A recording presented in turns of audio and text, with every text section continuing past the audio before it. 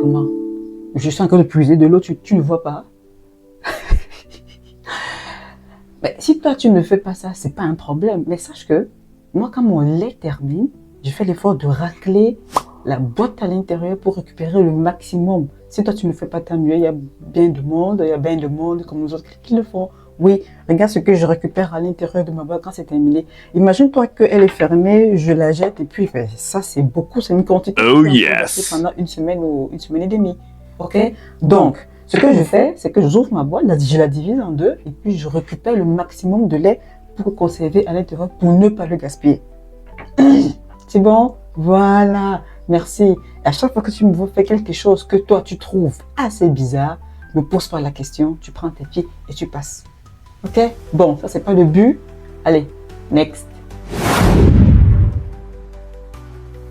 30 000, c'est le nombre de demandeurs d'asile au Canada qui viennent de recevoir un avis. Leur demande annulée, leur vie en suspens. Et la loi qui fait ça, les amis, elle est rétroactive. Ça veut dire quoi? Ça veut dire qu'il y a des gens qui font leur demande il y a 5 ans et se font dire aujourd'hui, désolé, trop tard. Mais comment c'est possible? On va voir ça en vrai. Tu as fait une demande d'asile au Canada il y a plus d'1 an. Écoute bien ce que je vais te dire. Une nouvelle loi dit que ta demande peut ou pourrait être annulée, même si tu fais des choses ou tu as fait des choses correctement, même si tu étais dans les délais à l'époque. Parce que la loi est rétroactive. Vous allez m'entendre toujours dire rétroactive, rétroactive. Ça veut dire quoi? Les amis, c'est pas juste une politique. C'est votre vie, c'est ta vie. Ok? Donc, peuple de la diaspora, maintenant je m'adresse à vous. Si tu es d'origine ou si tu es d'originaire d'Afrique, d'Haïti ou de n'importe quel pays où la situation a changé et que tu as demandé l'asile au Canada, cette vidéo te concerne directement. La loi C12 est en vigueur ou elle est entrée en vigueur et elle est rétroactive, disons, elle est rétroactive jusqu'en 2020.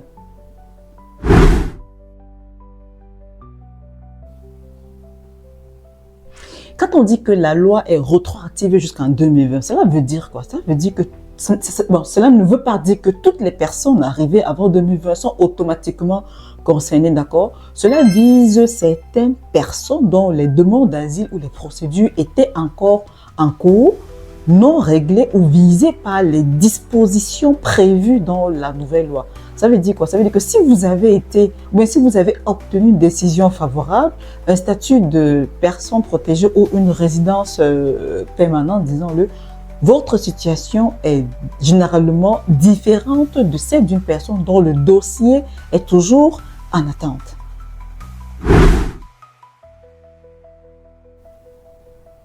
J'ai besoin de votre attention, s'il vous plaît. Je vous mets dans le contexte. Pourquoi cette loi existe? Les amis, avant de comprendre la loi C12, il faut comprendre pourquoi le Canada a fait ça. D'accord? Le système d'asile canadien était débordé, ou bien le système d'asile canadien est débordé. Des centaines de milliers de demandes en attente. Des délais de traitement qui durent ou qui dépassent 3 ans. Et parmi ces demandes, il y avait un pourcentage important des demandes qui n'étaient pas légitimes. Ok? Il y a des gens qui arrivaient au Canada qui ne demandaient pas l'asile tout de suite. Ok? Qui travaillaient et puis quand le visa arrivait à expiration, hop, ils faisaient une demande d'asile comme dernier recours. Et ça, c'est réel. D'accord? Le Canada a voulu donc agir et ils se sont dit, mais la façon d'agir ou la façon dont ils ont agi, les amis, c'est là que le problème commence. Donc, chut, restez à l'écoute. Leçon numéro 1. La loi C12 dit quoi? La loi C12 dit que si tu es entré au Canada et que plus d'1 an s'est écoulé avant ta demande d'asile, ta demande n'est plus admissible. Ta demande n'est plus admissible. 1 an. Oui, monsieur. Oui, madame. Malheureusement, c'est la nouvelle règle. Mais attends, parce que ce n'est pas tout. La loi est rétroactive. Mais rétroactive à quoi finalement? Au 24 juin 2020. Ça veut dire que si tu étais entré au Canada en janvier 2020 et que tu as fait ta demande d'asile en mars 2021, soit plus d'1 an après ton entrée, c'est un exemple que je prends, ta demande peut être annulée ou pourrait être annulée. Ok? Donc, même si à l'époque, tu étais dans les règles, même si tu étais dans les règles, elle pourrait être annulée. Même si personne ne t'a dit que tu avais un délai d'1 an, ça peut toujours être annulé parce que ce délai n'existait pas avant. Donc, ils l'ont créé et ils l'ont appliqué rétroactivement. C'est comme changer la vitesse limite sur une autoroute et donner des contraventions aux gens qui roulaient avant le changement. Je ne sais pas si on se comprend un peu. C'est ça la loi C12 en fait. Mais les amis, c'est encore plus pire que ça. Parce que la loi supprime aussi une option qui sauvait des vies. Leçon numéro 2. Avant la loi C12, il y avait une option de sauvegarde. Ok? Donc, si tu avais dépassé le délai d'1 an, tu pouvais quand même déposer une demande de pré-contrôle des risques avant le renvoi. Est-ce qu'on se comprend? Donc ça, c'est un filet de sécurité. C'était un filet de sécurité. Même si ta demande d'asile était rejetée, tu pouvais faire évaluer les risques que tu courrais en retournant dans ton pays. La loi C12 supprime cette option pour les personnes dont les demandes est jugée irrecevable à cause de la règle d'1 an. Donc, imagine, tu es au Canada depuis 3 ans. Tu as conçu ta vie. Ta demande d'asile est en cours. Et donc, on te dit, ta demande est annulée. Et tu n'as même plus le droit de l'évaluation des risques avant renvoi. Tu comprends pourquoi les avocats sont en colère? Leçon numéro 3. Les amis, il y a une bonne nouvelle dans tout ça. Il n'y a pas que de mauvaises nouvelles, il y a toujours aussi de bonnes nouvelles. Il y a des avocats partout au Canada qui contestent ces lois devant les tribunaux.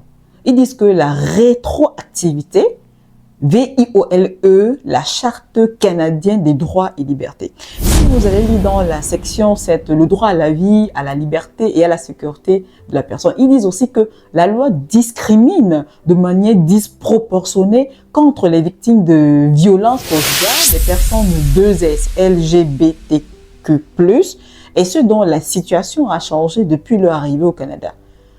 Ah, mes chers amis, les annulations ont déjà commencé.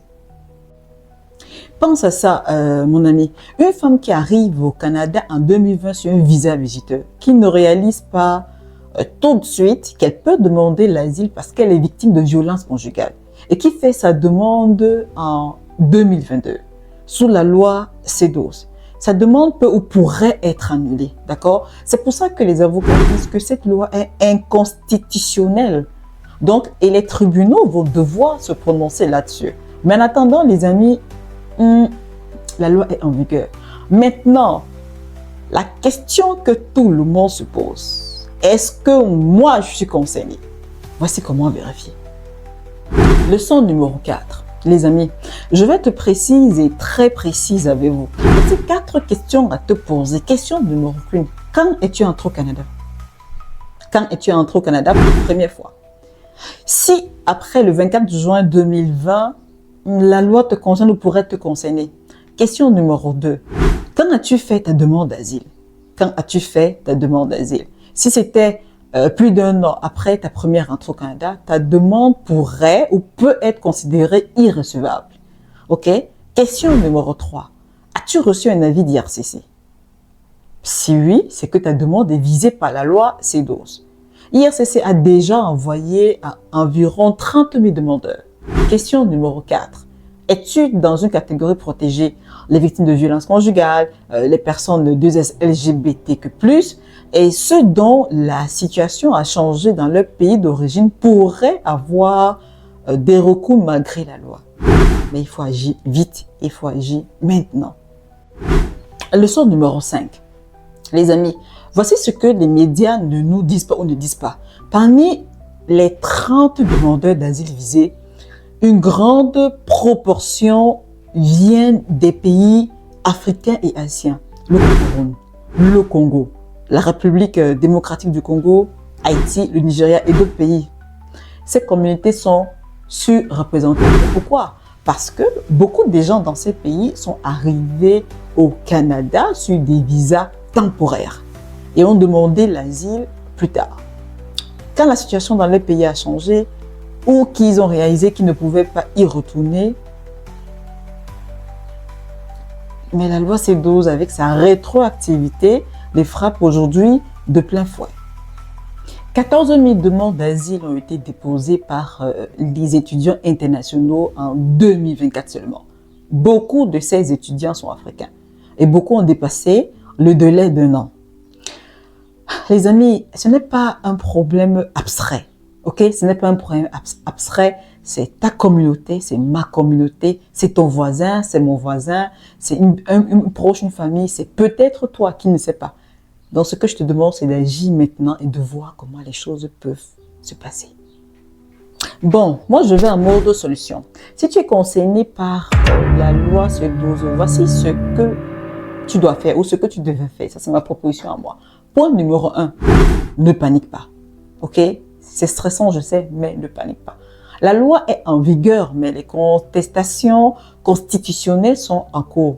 Rien n'est définitif. Okay? Rien n'est définitif. Point numéro 2. Consulte un avocat spécialisé en immigration et en droit des réfugiés. Pas un consultant. J'ai dit bien un avocat. Ok? Parce qu'un consultant en immigration ne peut pas te représenter devant la Cour fédérale. D'accord? Ça, c'est la différence entre un consultant et un avocat.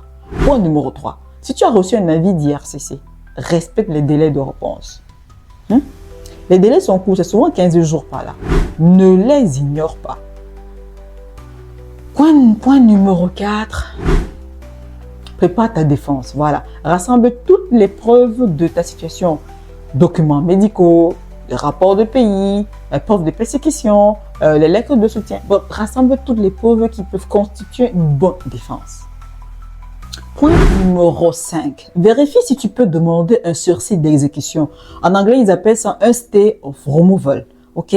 Pendant que les protestations, les contestations constitutionnelles sont en cours, ton avocat peut t'aider avec ça. Et point numéro 6. Ne pars pas du Canada sans avoir épuisé tous tes recours. Parce que si tu sors volontairement, tu perds le droit de contester. Ah oui, c'est ça la vérité, c'est ça la nouvelle loi. Le Canada durcit sa politique d'asile. 30 000 personnes sont visées, ou plus même. La loi est rétroactive. Et les gens les plus vulnérables sont les plus frappés. Mais la loi est contestée, ok? Donc les avocats sont en train de se battre depuis un moment. Et toi, tu as des droits tant que tu es au Canada. Ne laisse pas la peur t'empêcher d'agir. Ne laisse pas un avis d'IRCC te fait croire que c'est fini. Ce n'est jamais fini. Ok? Ce n'est pas fini, mais il faut bouger maintenant. Si tu es concerné par la loi C12 et si tu as besoin de comprendre tes options, remplis le formulaire d'accompagnement gratuit sur mon site web. Le lien est dans la description. Je vais te recontacter et on va voir comment avancer ensemble pour t'aider à retrouver ou te donner des idées de comment procéder. Alors, pour ceux qui me suivent pour la première fois, ici, on parle des réalités de l'immigration au Canada. On parle vrai. Ok? On parle vrai, pas pour décourager, mais pour ouvrir les yeux. N'hésitez pas à vous abonner.